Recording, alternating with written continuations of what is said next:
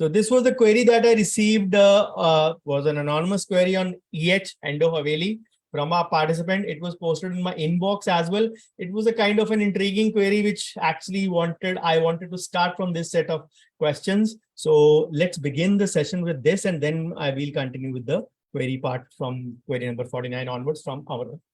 So I graduated 5 years ago, done a job. You might find a few spelling errors, you can say noun pronunciation or whatever problem, but what I have always tried is to copy and paste that problem in toto over here as the participant has sent me. Yes, I've tried to correct a few things grammatically, but if you don't find them grammatically correct, this is the participant's version, not mine. So done a job in a private pathetic dental college, which I had to resign because they were not providing salary every month. Management contained tobacco eating maniacs, had a lot of arguments for salary. Still, they eaten 2 months of my left salary. I am from a middle class background. I had two choices, either open a clinic or go for MDS. I chose clinic. Married since 4 to 5 years, which means you married almost after graduation, and parents are retired. Clinic business in my city is below average since too many clinics are out there. Okay. So problem comes here. Location is somewhat on road, but locality is not good. Patients always ask for concessions. Old patients ask for free treatment. I found it hard to make money from clinic because I'm single-handedly operating clinic with no staff, nor safai wala, because staff ask more money, 8 to 9,000. Currently, I'm able to earn above 30K from clinic, but all of it goes to home. Clinic maintenance, lab work, etc. means spending is higher than earning, which I am finding hard to control. So I tried all things found on net, seen millions of videos, but their solution is somewhere not practical, and others ask to pay for program. I am unable to give 20 to 30K just for program business. So I came here to ask. And the list of queries is 6 from 1 to 6. So let me go back and firstly address the problem first. So leaving the job, absolutely your prerogative. If you don't find it good enough, people are not respecting your profession, leaving that is okay. You chose a clinic. There were a lot many other options as well. But again, you could have worked privately. You could have worked as a locum. You could have worked as in a hospital, in a charitable hospital. There are multiple ways you going that. But anyways, the clinic business in my city is below average. Since I don't know the tier of city, since it is an EH query. So I would believe clinic mushrooming is seemingly a problem for many of us. It is not exactly a problem. I've discussed this point many a times. We are a population of 1.4 billion. 150 crores. Official numbers maybe 140, 145, but we know we are close to 150 crore in India. The total number of registered dentists with DCI is 302,000. 3 lakh. Out of that, 60-70% are only practicing. I would say 50 only, but let's put that number at 60-70. Even that number on the higher side taken is 2 lakhs. 2 lakh people against 150 crore of population. If you still say saturation, you are fooling yourself. So get over this myth that dentistry is saturated. Now, having said that, I'm not saying that DCI should open more colleges. What I'm saying is people will have that notion. 150 crore to sir, aapne bol diya. There is an rural and urban India as well. What about that? Agreed. 30-70, rural India, urban India. 30% is urban. You are in urban, 50 crore. Let's put all those 2 lakhs, not even counting even a single in rural. All those 2 lakh people against 50 crore of urban. Still it is less. Still you call it that saturation. What do you want? That you open up in your clinic and nobody else opens? It does not work that way. There are wholesale markets in so many cities of India. There is an electricity market. There is a drugs market. For example, in my town, we have a Pindi Street. There are at least 500 medicine shops. They all are doing well. There are wholesale cloth markets in India. There are wholesale bartan markets in India. There are malls selling similar things. So you can't say that I want to be the only one in my area. You have to figure out your USP, what you are doing best, which can help you. The rest is your choice where you want to go. Because listening and having problems is one thing, but looking out for a solution is another thing. Now, let me come to next point. So problem is location is somewhat on road, locality is not good. See, these things we have to always decide before opening up the clinic. You don't open up, then figure out the locality afterwards and then crib about it. रोना तो पक्का ही है, जो कमाता वो भी रोता, जो नहीं कमाता वो भी रोता. If patients ask for concessions, old patients ask for free treatment. No patient asks for free treatment in a private clinic. Nobody would say do a free clinic, do a free treatment. Nobody would say that. So if you are not making money, the first thing you have to realize is you don't understand the nuances of business. If you feel people ask for more money, that means if you are saying that you don't have any staff, you are doing the survival and you are being the CSA and you are the housekeeper and you are the receptionist and you are the treating doctor. Imagine how many things you are taking on your head just because people ask for more money. You grow because you have people. You don't grow and then keep people. People believe by that logic of growing yourself only, then the Ambanis and Adanis and all the multi setups would have never grown in their life. If they kept on believing that we always have staff which ask for more money. If you're earning 30K because you are putting less time in operations, you can dedicate 8, 7, 8, 9. A married female, I believe that married female never can usually, unless you can say the family is settled and balanced, the kids are grown up, they can never put up beyond 6 to 7 hours in a clinic, which is absolutely normal. You have your house to balance, you have children to balance, it's absolutely okay. But if you're spending in more than earning, that means you're putting less time in operations. Operations means actual treatment. If the patients don't respect you in that sense because they don't see anyone around you, you need to understand that staff has to be there. Forget it. Forget that aspect for a moment. I tried all things found on net. When I answered your query, you had not still found me. You had not still watched my videos. Millions to bahut dur ki baat hai, hundreds bhi nahi dekhte hum log. Kehna asan hai, I've seen millions of videos. I have not seen millions of videos even till now. You giving examples are something you can say related to that. Solution is somewhat not practical because we have a limiting belief. We don't want to go outside our comfort zone. We don't want to change things, even if they are not working. We believe they are the best things. And that is where the problem lies. If you want to change some things, you will experience pain. Pain of growth. Pain of changing something. But why are you changing? Because that is not working. So you will undergo pain. If you are having pain, that would mean that you are actually growing. It is actually working. Because the other zone is the pain of suffering, which is lifelong. Or the other way I can put it up is suffering of your comfort zone. If you want to stay in that comfort zone, then no one can help you.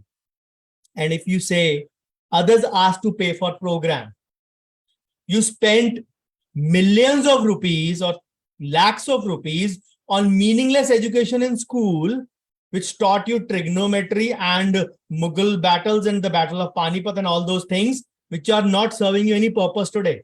Of course, I never say that don't go to school for that matter, don't send your kids to school. What I mean to say is you spend millions or lakhs of rupees on meaningless education. But when it comes to real world education, we have to believe that our system is such which does not prepare us for real world education.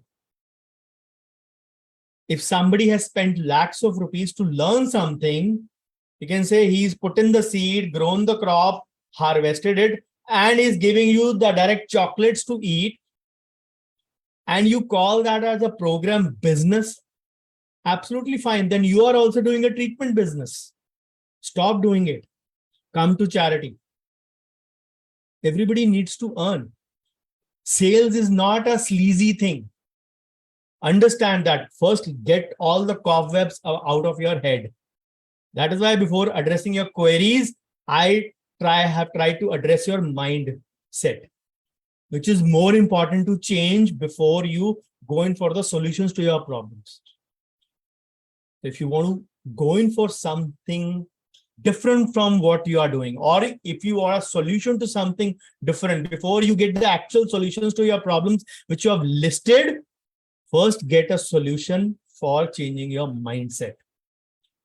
That really needs to go in a different way. If you can't invest in your own learning, then I'm sorry to say you don't have the fabric of doing a business. Get a job. Having said that, I don't undermine jobs or disrespect jobs. But a business owner, also called an entrepreneur, needs to know the nuances of business. There are 10 nuts and bolts. You need to do it. I'm not sure whether you're watching this session or not, but probably when this session goes, probably in January or February on YouTube, you will be able to watch it.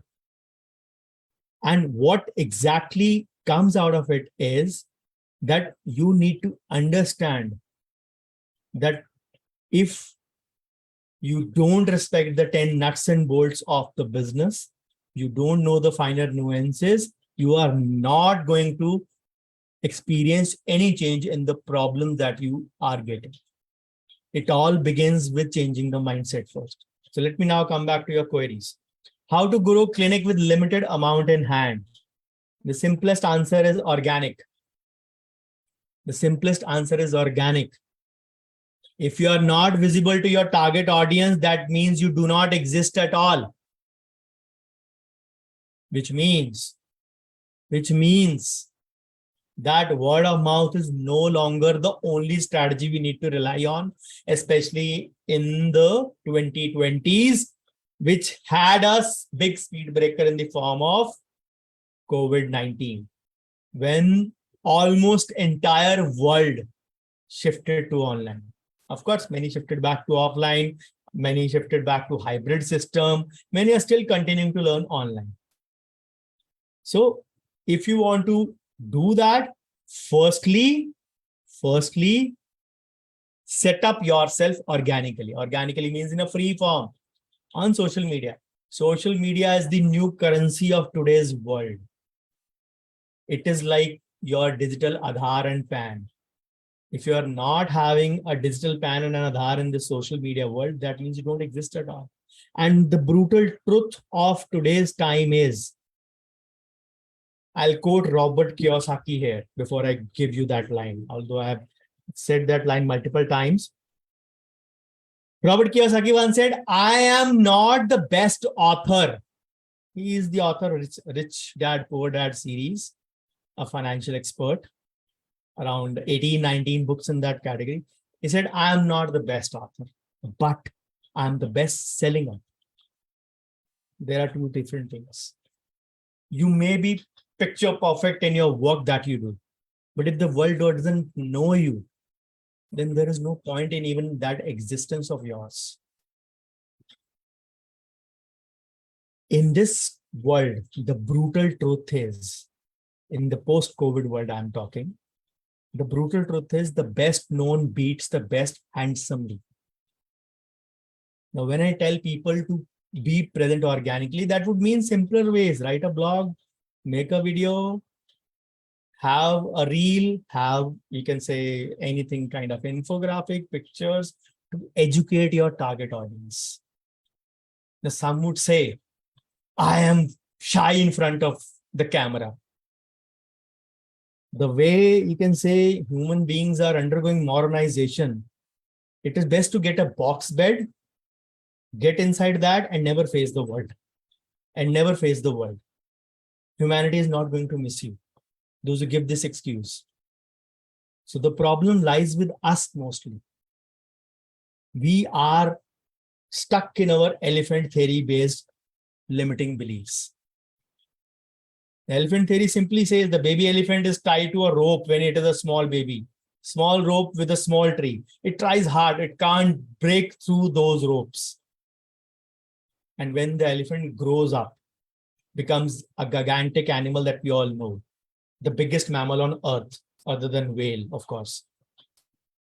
It still is tied with the same rope to the same tree. Because the limiting belief is that I could not get over it once, so I will not be able to get over it throughout my life. So get over those limiting beliefs. As I said, if you want results, you need to change the things you have been doing in the past are different from. Doing same things and expecting different results is never going to give you output. Or some people try it for the sake of trying.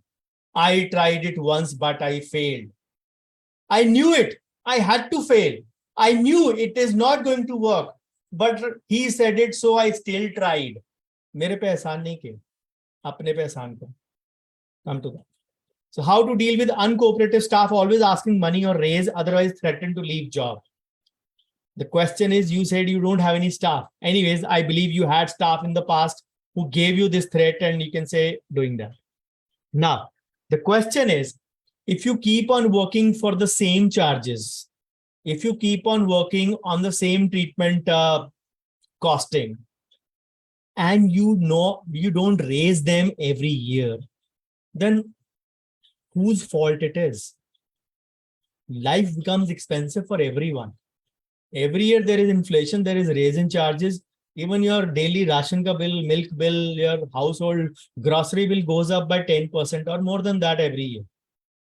So if you are not raising your charges and you have only clinic as the source of income, then you can't expect your staff to stay with you. Sorry. So if you have a rise in the cost of living, the staff also has the same. They are dependent upon the salary they're getting from you. That is their way of survival. So if you are not raising their charges, it is not their problem, it is your problem. They will look out for greener pastures outside. It is not a threatening to leave the job. It is understanding. कि मैं अगर 20,000 महीने में गुजारा करता था, now my living cost is 23,000-24,000. So the same might be applicable for my staff. They might be living in 7,000-8,000. They might be relying on my salary. You need to understand that. Having said that, if your clinic spending, as you said, is more than your earning, the problem lies with you. You have not worked out your costing and you're not charging as per them. So that means your balance sheet is in red. That means you are actually charging less than what your actual treatment is costing you. If you have watched millions of videos, watch my videos as well. Add a few, you can say hundreds to those millions list and get an idea of how the costing works. You'll understand it. What is the true strategy that patients don't have choice but to pay right amount for dental treatment? The true strategy is to know your cost. Once you know कि ये चीज मैंने 9 रुपए में खरीदी है, तो मैं 10 से कम में नहीं बेच सकता. I'm not talking about the cost of storage, cost of shelf life, cost of obsolescence, cost of expiry, cost of logistics in this even.